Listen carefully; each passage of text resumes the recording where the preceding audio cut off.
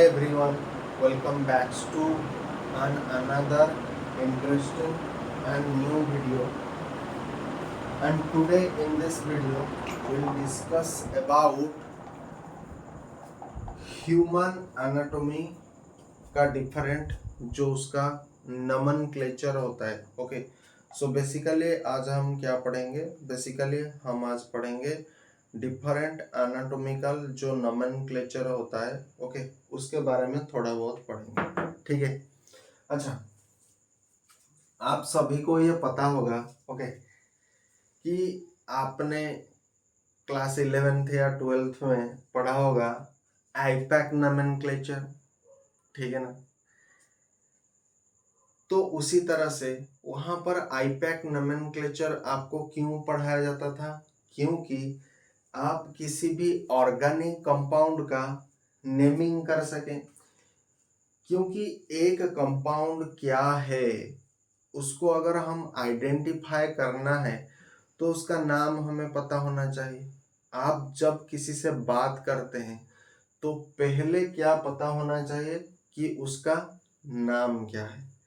उसी तरह से जब आप मेडिकल फील्ड में काम करोगे, जब आप ह्यूमन बॉडी के साथ काम करोगे, कोई भी ऑपरेशन करोगे या फिर कोई भी डायग्नोसिस करोगे या फिर कोई भी ट्रीटमेंट करोगे तो कहीं ना कहीं आपको उसका नेमिंग पता होना चाहिए. एंड इसी नेमिंग को बोला जाता है एनाटॉमिकल नोमेनक्लेचर. तो आज हम फार्मेसी पर्सपेक्टिव से बात करेंगे. तो हमें इतना ज़्यादा नोमेनक्लेचर पढ़ना नहीं जितना एमबीबीएस के बच्चे पढ़ते हैं, जितना नर्सिंग के बच्चे पढ़ते हैं. लेकिन इसके लिए मैं डेडिकेटेड एक लॉन्ग वीडियो लाऊंगा. आज सिर्फ इंट्रोडक्शन वाला वीडियो होगा जिसमें हम टर्म को एक इजी लैंग्वेज में बात करेंगे. बहुत ज़्यादा कॉम्प्लिकेटेड नहीं करूँगा, आराम से पढ़ाऊँगा ताकि आपको ये चीज़ जिंदगी भर तक याद रह सके. ठीक है ना? अच्छा, सो पहला हम शुरुआत करते हैं. एनाटॉमिकल नोमेनक्लेचर क्यों होता है ये तो पता हो गया. क्योंकि हमें आइडेंटिफाई करना है. भाई आप जब किसी there are different term, proximal, superior, inferior, anatomical position, lithotomy position, okay, और भी बहुत सारे टर्म होता है, सुपरफिशियल, डीपर, ऐसे बहुत सारे टर्म हैं जो कि आपको पता होना चाहिए. ठीक है. As a pharmacist you can you have the right knowledge to excel in your career. Okay, so पहले हम बात करेंगे anatomical position. Okay, अब ये anatomical position क्या है उससे समझाने से पहले मैं आपको एक डायग्राम दिखाता हूँ, एक फोटो दिखाता हूँ.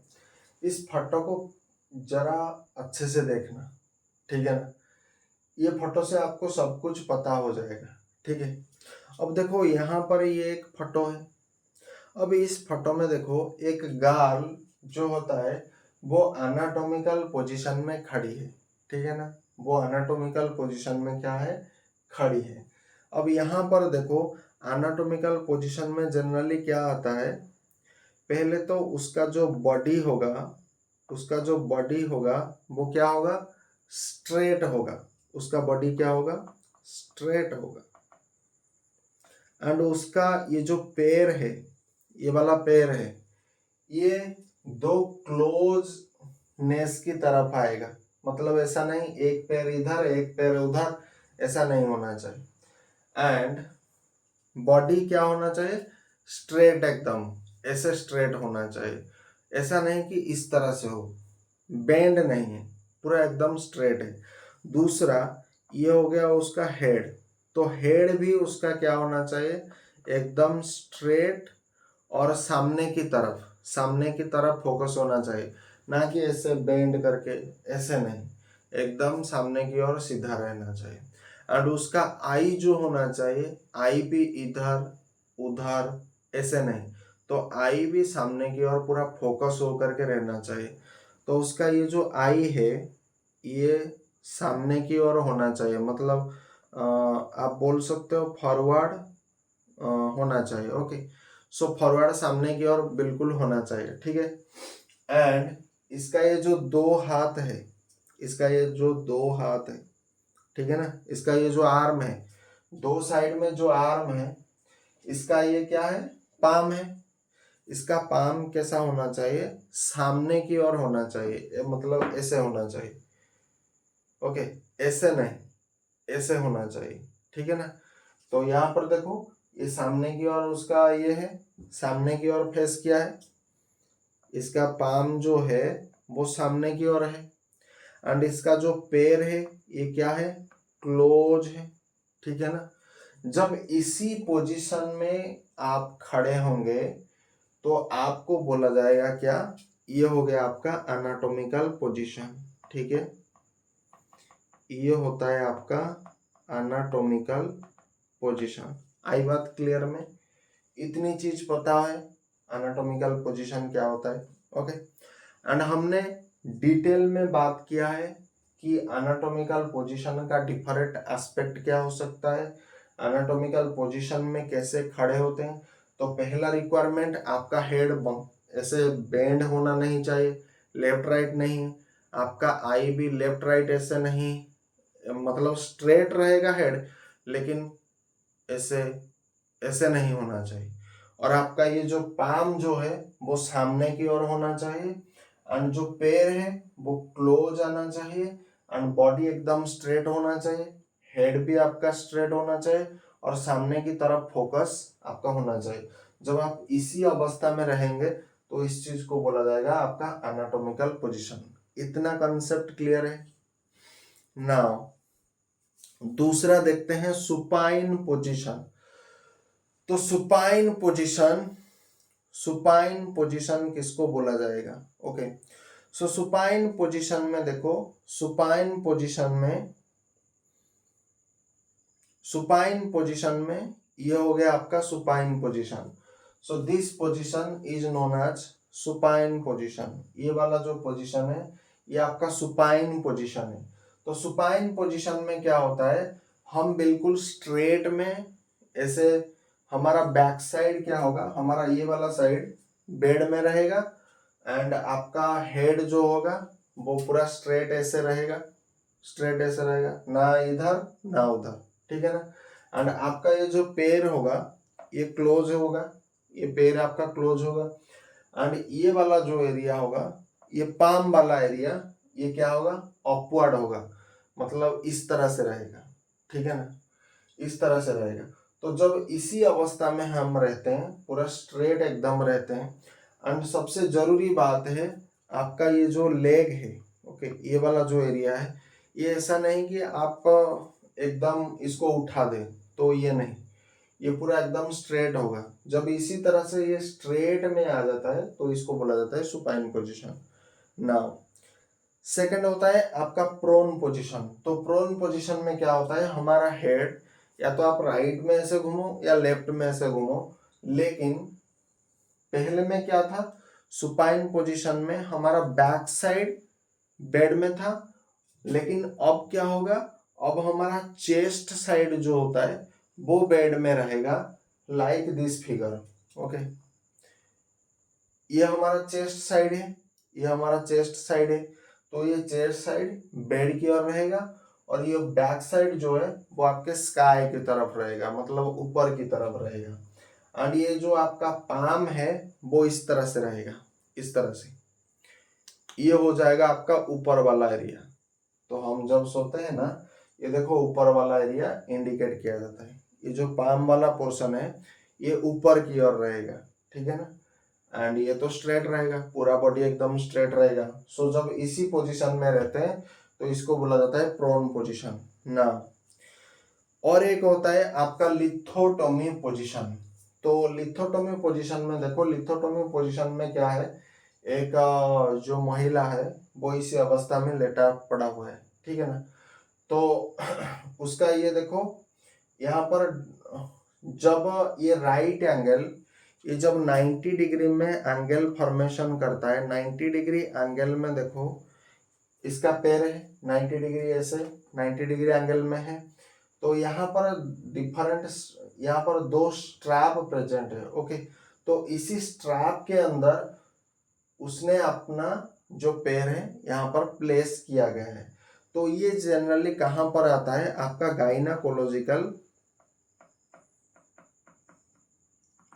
गाइनाकोलॉजिकल जितने भी ऑपरेशन होता है या डिलीवरी में जितने भी डिलीवरी केस जितने भी आते हैं, डिलीवरी केस में जितने भी आते हैं, तो यहाँ पर जनरली यही पोजीशन हमारा काम आता है, ठीक है ना। और इस चीज को बोला जाता है लिथोटोमी पोजीशन। आई बात समझ में? इसमें देखो, इसमें आपका जो चेस्ट होगा, ये वाला चेस्ट जो होगा वो ऊपर की ओर रहेगा, एंड उसका बैक साइड जो होगा ये वाला, ये नीचे की ओर रहेगा, एंड ये एकदम स्ट्रेट रहेगा, एंड इस तरह से ऊपर की ओर, ये ऊपर की ओर ऐसे उठ जाएगा, एंड उसके बाद यहाँ पर 2 स्ट्रैप यहाँ पर प्रेजेंट है, एंड पैर को इस तरह से यहाँ पर लटका दिया जाएगा, ठीक है। जब इसी अवस्था में रहता है कोई पेशेंट, तो इसी को बोला जाएगा लिथोटोमी पोजीशन। आई बात क्लियर में ना? अब पढ़ते हैं डिफरेंट टाइप ऑफ प्लेन। सो हमारे बॉडी में क्या होता है, डिफरेंट प्लेन भी होता है, ठीक है ना। तो पहले हम चलेंगे मेडियन प्लेन। ओके, सो ये मेडियन प्लेन जनरली कैसा है? ओके, नाउ यहाँ पर देखो, यहाँ पर एक मैन स्टैंडिंग पोजीशन में है। ओके, अगर मैं एक लाइन ड्रॉ करूं, मैं एक लाइन ड्रॉ करूं, तो ये वाला जो लाइन होगा, ठीक है ना, ये वाला जो लाइन होगा, इसी को बोला जाएगा आपका क्या, मेडियन प्लेन। इसी लाइन को आपका बोला जाएगा क्या, मेडियन प्लेन, ठीक है।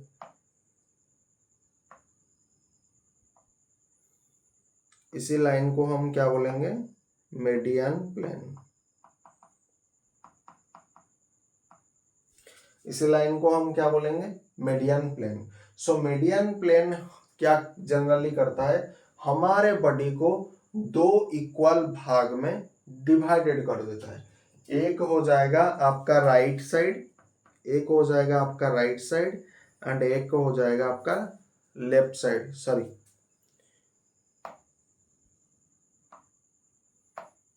राइट साइड, एक हो जाएगा आपका लेफ्ट साइड। ओके, सो ये हमारा बॉडी को क्या करता है, 2 इक्वल भागों में डिवाइड करता है। तो इसको बोला जाएगा मेडियन प्लेन, एंड एक होता है मेडियाल प्लेन। ओके, सो मेडियाल प्लेन बेसिकली क्या होता है, मान लीजिए यहाँ पर मैं एक ऑब्जेक्ट प्लेस करूं, ठीक है ना, यहाँ पर मुझे किसी चीज को इंडिकेट करना पड़े, तो देखो यहाँ से ये वाले फिगर से, ओके, ये वाले फिगर से एंड ये वाला, तो यहाँ से डिस्टेंस कितना है, बहुत कम है। जब इसी को मैं डिनोट करूंगा इसी के साथ, तो देखो ये वाला जो स्ट्रक्चर है वो क्या है, nearer to the median plane. Okay, ये वाला जो स्ट्रक्चर है ये nearer to the median plane. जब ये nearer to the median plane होता है, तब इसी स्ट्रक्चर को बोला जाएगा आपका क्या, या इसी पर्टिकुलर पोजीशन को बोला जाएगा आपका, सॉरी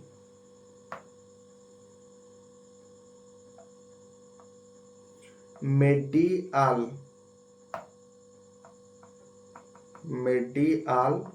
प्लेन। आई बात समझ में?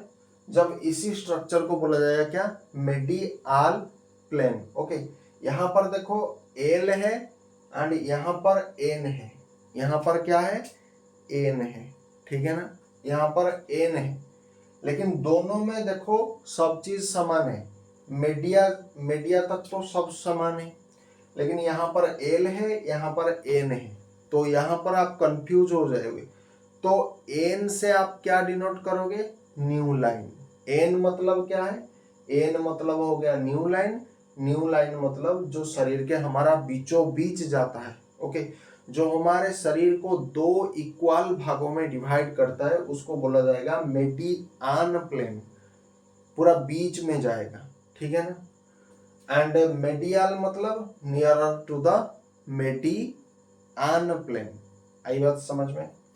नाउ एक होता है कोरोनल प्लेन, एक होता है क्या, कोरोनल प्लेन। सो कोरोनल प्लेन जनरली किसको बोला जाएगा, जब इसी अवस्था में मैं रहूंगा, ऐसे रहूंगा, ऐसे रहूंगा, तो हमारे ये जो प्लेन होगा ये क्या करेगा, हमारे शरीर को दो इक्वल भागों में डिवाइड करेगा। तो ये ऐसे होगा, ठीक है ना, ऐसे होगा। तो हमारा आगे की ओर एक पार्ट रहेगा और हमारा पीछे की ओर एक पार्ट रहेगा। तो इसी चीज को बोला जाएगा आपका कोरोनल प्लेन। सो कोरोनल प्लेन हम क्या करता है, हमारे बॉडी को दो इक्वल भागों में डिवाइड करता है। एक होता है एंटेरियर एंड एक होता है पोस्टेरियर, ठीक है। जब इसी अवस्था में मैं रहूंगा तो ये हो गया मेरा फ्रंट साइड एंड ये हो गया मेरा क्या, बैक साइड। तो हमारा जो आगे का वाला जो हिस्सा है तो इसी को बोला जाएगा एंटेरियर एंड हमारा जो पीछे का वाला जो पोर्शन होगा वो होगा क्या, पोस्टेरियर। इतना क्लियर है।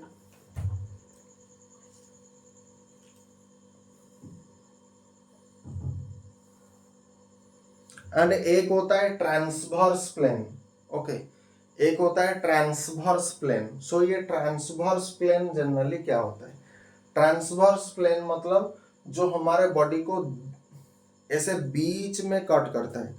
सो ट्रांसवर्स प्लेन कहने का क्या मतलब है, यहाँ पर देखो,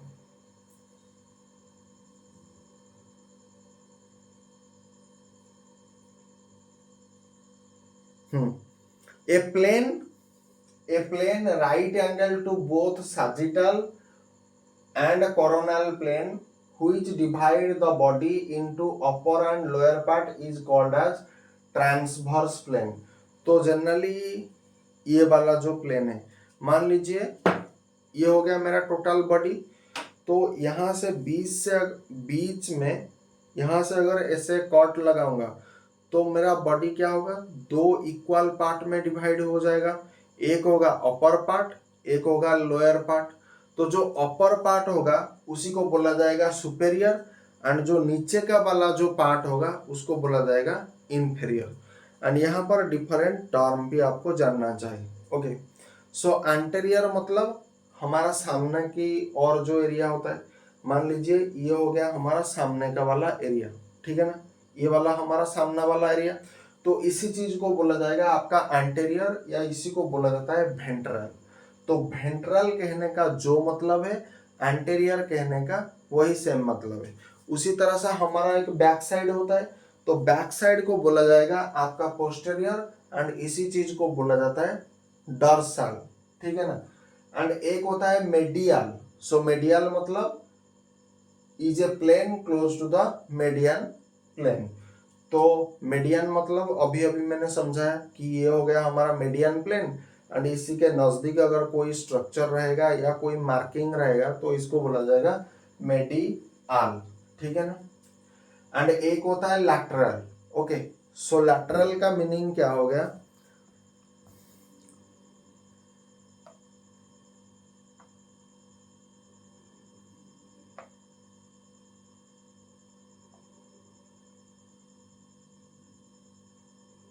ओके नाउ ये देखो, ये हो गया आपका मेडियन प्लेन एंड इसी के नजदीक क्या होगा, इसी के नजदीक अगर कोई स्ट्रक्चर में ऐसे ड्रा करूंगा ये हो जाएगा मेडियाल प्लेन, ओके। नाउ यहाँ पर देखो, यहाँ पर अगर मैं कोई स्ट्रक्चर को इंडिकेट करूंगा तो ये क्या हो जाएगा, ये इस स्ट्रक्चर से बहुत दूर आ चुका है। तो इसी स्ट्रक्चर को बोला जाएगा क्या, आपका lateral. This structure is known as lateral, okay. आई बात समझ में। तो यहाँ पर वही चीज लिखा गया है, लैटरल मतलब is a plane away from the median plane. तो ये देखो लैटरल में यहाँ पर अगर मैं कोई स्ट्रक्चर को ऐसे अगर मार्किंग करूंगा, यहाँ पर अगर कोई ऐसे स्ट्रक्चर है तो देखो यहाँ से यहाँ तक जो दूरी है, ओके, वो ज्यादा है। तो ये वाला जो स्ट्रक्चर वो यहाँ से दूर है, इसीलिए इसको बोला जाएगा लैटरल। लेकिन यहाँ पर देखो ये वाला जो स्ट्रक्चर है, ये वाला जो स्ट्रक्चर है तो ये यहाँ से क्या है, नजदीक है, इसीलिए इसको बोला जाता है median, medial, A L, okay. And ये हो गया आपका मेडियन प्लेन मतलब ए एन, ठीक है। नाउ एक होता है प्रोक्सिमल और सुपेरियर। सो प्रोक्सिमल और सुपेरियर मतलब is close to the head end of the trunk. Okay, proximal कहने का क्या मतलब है? प्रोक्सिमल कहने का जो मतलब है, सुपेरियर कहने का लगभग वही सेम मीनिंग है। ओके, सो सुपेरियर मतलब आपका हेड के नजदीक जितने नजदीक रहेगा तो उसी को बोला जाएगा आपका प्रोक्सिमल, या फिर उसको बोला जाता है सुपेरियर। एंड एक होता है इन्फेरियर। इन्फेरियर मतलब हमारे नीचे की ओर, हमारा फूट वाला जो एरिया होता है, जितना फूट के नजदीक होगा वो होगा आपका inferior. So close to the lower end of the trunk. So lower end of the trunk क्या हो गया? हमारा ये वाला एरिया। हमारा ये वाला एरिया हो जाएगा इन्फेरियर, एंड हमारा ये वाला एरिया क्या हो जाएगा? आपका सुपेरियर। ठीक है ना? नाउ एंड एक होता है आपका सुपरफिशियल, एक होता है डीप। ओके, सुपरफिशियल क्या होता है? ओके, सो यहां पर देखो, ये एक स्ट्रक्चर है, स्किन का स्ट्रक्चर। सो मान लीजिए ये वाला ऊपर वाला जो एरिया है, ओके, ये जो ऊपर वाला एरिया है, ओके, इसी को बोला जाएगा सुपेरियर। मतलब बॉडी का जो सरफेस एरिया होता है वो होता है आपका सुपरफिशियल, एंड इसी के अंदर नीचे जितना जाऊंगा तो ये हो जाएगा हमारा क्या? Deep area. तो यहाँ पर देखो, ये ऊपर ऊपर वाला जो एरिया होता है, ये वाला एरिया, तो ये हो जाएगा आपका सुपरफिशियल। ठीक है ना? ये वाला हो जाएगा आपका सुपरफिशियल। एंड ये जो बी पूरा नीचे वाला जो एरिया होता है, बहुत डीप में जो एरिया होता है, इसी को बोला जाएगा आपका डीप एरिया। ठीक है, इतना बात क्लियर है ना? और एक होता है आपका इनवाजिनेशन एंड इवाजिनेशन। ओके, ना एक होता है इनवाजिनेशन एंड एक होता है इवाजिनेशन। सो इनवाजिनेशन मतलब प्रोजेक्शन इनसाइड। ओके, यहाँ पर देखो एक स्ट्रक्चर ऐसे, यहाँ पर दो स्ट्रक्चर है, तो यहाँ पर देखो ये स्ट्रक्चर क्या है? अंदर की ओर धसा हुआ है। अंदर की ओर क्या है? धसा हुआ है। तो जब अंदर के ओर कोई चीज अगर धसा हुआ होगा, ओके, एनगल्फिंग होगा, तो वो क्या होगा? इनवाजिनेशन मतलब प्रोजेक्शन इनसाइड। ओके, तो इस चीज को आप ऐसे बोल सकते हो, प्रोजेक्शन इनसाइड। Projection inside. तो प्रोजेक्शन इनसाइड से क्या होगा? इनवाजिनेशन होगा। लेकिन प्रोजेक्शन आउटसाइड में क्या होगा? Projection outside. Projection outside. तो प्रोजेक्शन आउटसाइड से क्या होगा?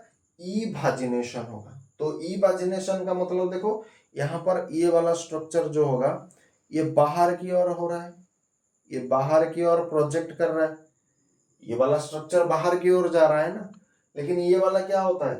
अंदर की ओर आ रहा है। तो अंदर की ओर जो स्ट्रक्चर आएगा इनवाजिनेशन, और जो बाहर की ओर जो जाएगा उसको बोला जाएगा invagination. Concept clear? Now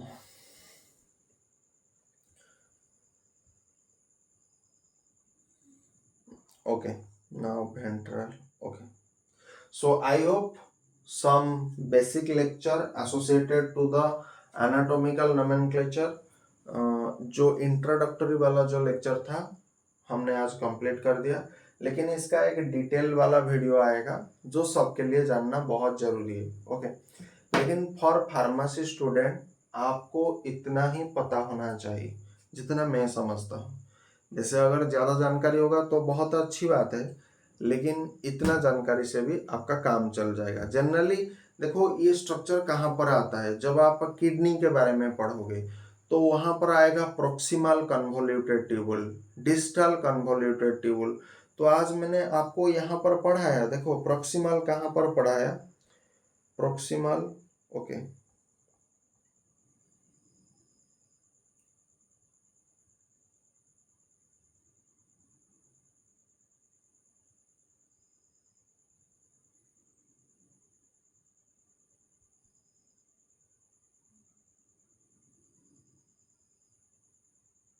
okay. हाँ, एक चीज मैंने प्रोक्सिमल के बारे में नहीं पढ़ाया, डिस्टल के बारे में नहीं पढ़ाया, ठीक है ना।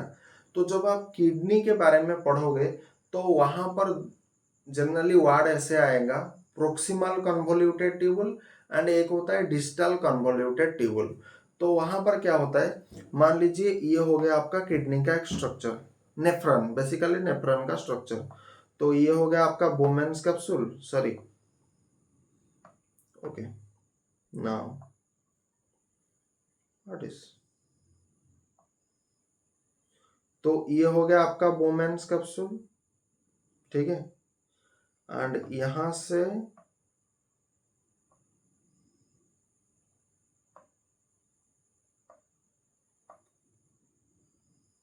सॉरी, ओके,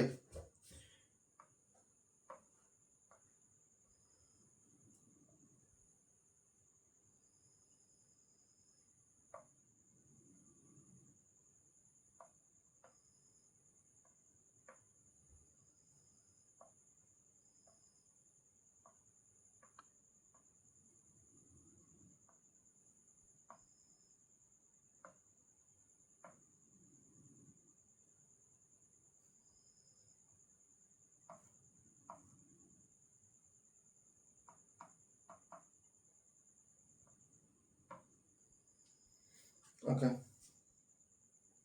सो नाउ ऐसे एक स्ट्रक्चर रहेगा, ओके, ये वाला ऐसा कुछ स्ट्रक्चर रहेगा। ये होता है एक नेफ्रॉन का स्ट्रक्चर, ओके। सो यहाँ पर देखो, यहाँ पर ये वाला जो हिस्सा आएगा ये होगा आपका प्रोक्सिमल कन्वोल्यूटेड ट्यूबुल, लेकिन ये वाला हो जाएगा डिस्टल कन्वोल्यूटेड ट्यूबुल। तो मैं स्ट्रक्चर के साथ आपको ज्यादा अच्छे से बताऊंगा, ये स्ट्रक्चर इतना अच्छा नहीं है, ठीक है ना। तो और वैसे भी मेरा ड्राइंग बहुत फालतू होता है, ठीक है ना। तो ये हो गया आपका प्रोक्सिमल कन्वोल्यूटेड ट्यूबुल, ये हो गया आपका distal colour convoluted tubule, and ये वाला जो हो गया वो आपका कलेक्टिंग डक्ट हो गया। एंड ये वाला जो यू शेप वाला हो गया, ये इसको बोला जाएगा लूप ऑफ हेनले, ठीक है ना। मेरा कहने का ये मतलब है कि आपने एक टर्म देखा है प्रोक्सिमल कन्वोल्यूटेड ट्यूबुल, एक टर्म देखा है डिस्टल कन्वोल्यूटेड ट्यूबुल। तो प्रोक्सिमल का मतलब क्या है, देखो पहले आप वर्ड जानते हो, लेकिन देखो पढ़ने का खूबसूरती क्या है, अगर आप लेक्चर को मिस कर दोगे ना, प्रोक्सिमल क्या है डिस्टल क्या है, तो यही टर्म आगे चल करके total human anatomy and physiology में, भले ही आप फिजियोलॉजी पढ़ो, भले ही आप ह्यूमन एनाटॉमी पढ़ो, या भले ही आप फार्माकोलॉजी पढ़ो, कुछ भी पढ़ो, हर जगह में यही टर्म आपको परेशान करेंगे। अगर आपको प्रोक्सिमल का मीनिंग पता नहीं है, डिस्टल का मीनिंग पता नहीं है, सुपरफिशियल का मीनिंग पता नहीं है, लिथोटोमी पोजीशन पता नहीं है, आप हॉस्पिटल में जॉब कर रहे हो, किसी डॉक्टर ने आपको बोला, मान लीजिए आप फार्मासिस्ट हो या नर्सेस हो, place the patient in lithotomy position, आपको पता नहीं लिथोटोमी पोजीशन क्या होता है, तो आप कैसे किसी को रखोगे लिथोटोमी पोजीशन में। और दूसरी बात, अगर आप किसी लेक्चर का वीडियो देख रहे हो, मान लीजिए मेरा वीडियो देख रहे हो, तो वहां पर मैं बताऊंगा आपको प्रोक्सिमल कन्वोल्यूटेड ट्यूबुल, फिर आप मुझे पूछोगे कि सर प्रोक्सिमल क्या होता है, फिर आप पूछोगे सर डिस्टल क्या होता है, तो मैं क्या करूंगा बताओ, कुछ नहीं कर सकते ना। तो इसीलिए मैं कह रहा हूं कि प्रोक्सिमल मतलब, यहाँ पर देखो ये हो गया नेफ्रॉन का मेन यूनिट, ओके। तो यहां से ये चीज नजदीक है, इसीलिए इसको बोला जाता है प्रोक्सिमल। एंड इसी स्ट्रक्चर से ये वाला स्ट्रक्चर क्या है, बहुत ज्यादा दूर है, इसीलिए इसको बोला जाएगा डिस्टल, ओके। प्रोक्सिमल का मतलब नजदीक एंड डिस्टल का मतलब आपका बहुत दूर है, ओके। सो आगे चल करके और भी वीडियो आएगा, ओके। एनाटॉमिकल जो नोमेनक्लेचर होता है ना, इसके ऊपर डिटेल लॉन्ग वीडियो लाऊंगा, कोई चिंता करने की आवश्यकता नहीं है, पूरा आएगा। आज सिर्फ इंट्रोडक्टरी क्लास था, और बेसिकली आपका एनाटॉमी का जो नोमेनक्लेचर जो होता है, ठीक है ना, उसके ऊपर ये एक इंट्रोडक्शन सॉफ्ट वीडियो था, ओके। नेक्स्ट क्लास में हम क्या करेंगे, इसके ऊपर डिटेल वीडियो लाएंगे और डिटेल एक्सप्लेनेशन के साथ करेंगे, ठीक है ना। तब आपको और भी मजा आएगा। सो नेक्स्ट एपिसोड के लिए stay tune for that. Okay, so मेरा कहने का यही उद्देश्य था कि आप अगर हर एक टर्म को लाइन बाय लाइन अगर पढ़ के रख के चलेंगे ना, तो आपको कहीं पर भी, आप भले ही किसी इंटरव्यू में जाए, कहीं पर भी जाए, तो आपको कभी लैक ऑफ कॉन्फिडेंस नहीं होगा। तो इसी के साथ आज का सेशन यही समाप्त करते हैं। आपको मेरा पढ़ाने का स्टाइल कैसा लगता है, आप कमेंट करके पूछ सकते हैं या कमेंट करके बता सकते हैं। If any doubt, please do let mention in the comment section below. I will see you guys in tomorrow next video. Till then, bye bye. Thanks for watching.